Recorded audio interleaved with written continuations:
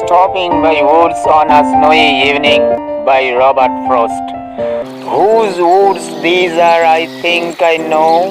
His house is in the village, though. He will not see me stopping here to watch his woods fill up with snow. My little horse must think it queer to stop without a farmhouse near.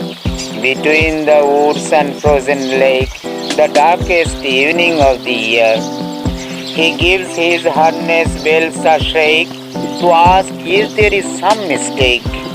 The only other sounds the sweep of easy wind and downy flake. The woods are lovely, dark and deep, but I have promises to keep, and miles to go before I sleep, and miles to go before I sleep.